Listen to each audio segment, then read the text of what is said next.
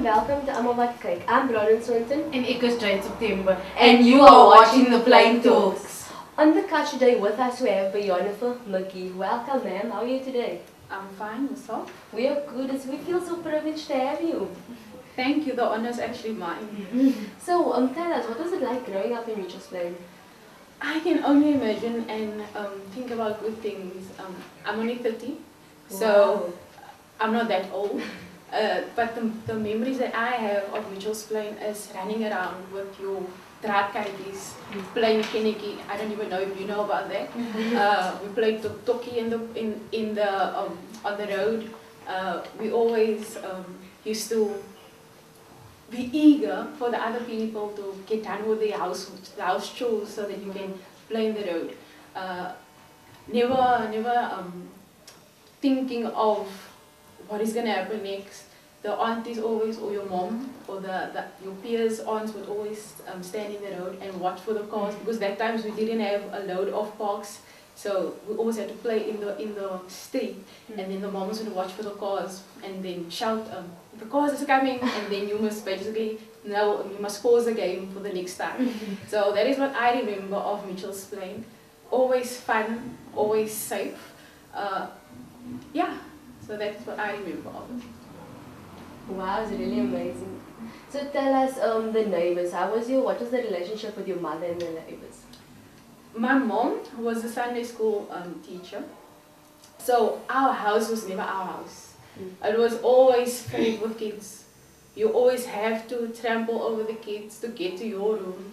And then when we moved, we first lived in Meekin Valley, and when we moved to Lentegeur, then my brother, which is the baby, always had his friends coming around, and so always had to basically keep up a plate for the other children because they need to eat, you know. We played together, so I was always like, nee, play, ze gaan ons mee eet.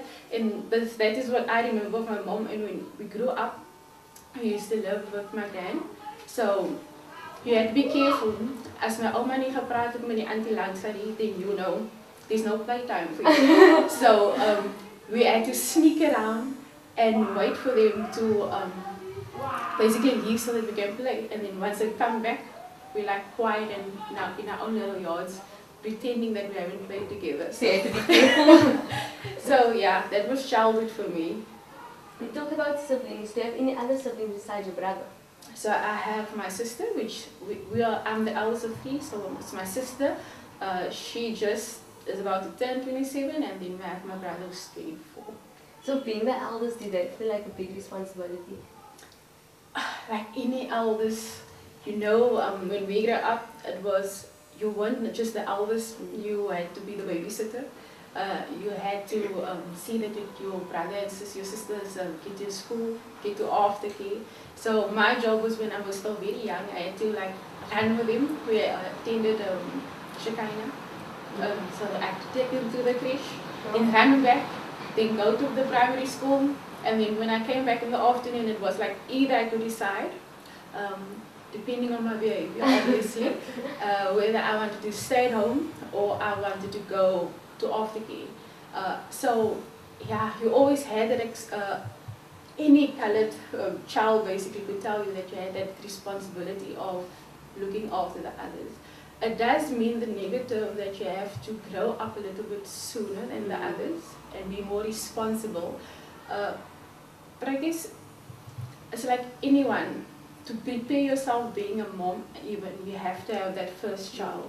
With the second one it gets a little bit easier, and so you learn. The first one is always, like they say, the blue mark, the one who creates and puts in the paste of what is going to happen next. So yeah, it was obviously, but you didn't feel that stress of being the eldest child. I never knew of hardships in my family, but as the eldest again, you still had to be you're a bit more concerned about how is the money split. You know, you were always the one who said like, it's okay, you don't have to buy me anything, it's fine. So you kind of do get to that stage where you almost learn from an early stage that I don't have to have and give, so you almost become a sharer from a young age. So yeah. And somehow being the eldest and feeling like you should be responsible for everyone, it helps you in the future with different things.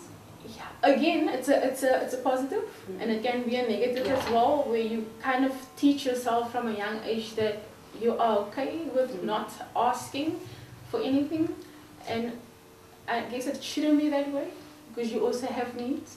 You also have to want something, and it kind of pushes the boundary of, are you going to ask? Are you going to be a nuisance? Because you always want to give the others a chance to have. So, yeah, it has positives and it has negatives. Yeah, because somehow you feel that you have to limit yourself, even though you don't have to, but somehow you really feel that you have to. Yeah, because you want to be your mommy's the right hand. You always end up being the right hand. Yeah. It's like being the teacher's favorite. It's not always that negative, eh? It's not always negative being the teacher's pet. So, yeah. So how is your relationship between you and your siblings? My mom would tell this story very differently. Let me tell my version. Okay. So my version is, I get along with both my brother and my sister. But according to my mom, when she fell pregnant with my sister, I was hoping that it would be a boy. Well, it obviously didn't happen that way, and so my brother came. And apparently then I was super excited. So yeah, we have a great relationship. It was always just the three of us, and then my mom, because yeah, we are a product of a divorce. So being a product of divorce, how did that affect the household?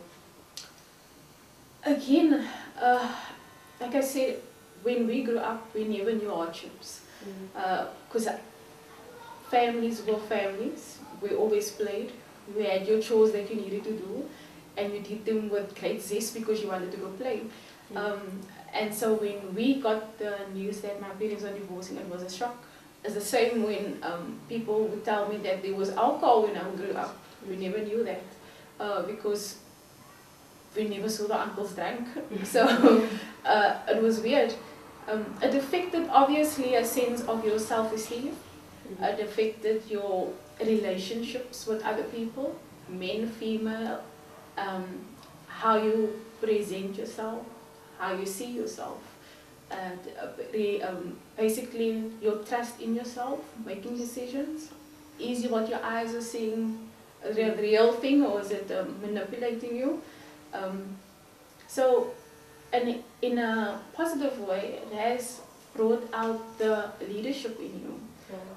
It has brought out that you are enough. It has brought out that you can do more. It has brought out that life happens, and how do you bounce back from that? So, yeah. Wow. Unfortunately, we just have to go for a quick break, but we'll be back. Guys, that was Beyonifer. We'll be back. Don't move. Stay seated.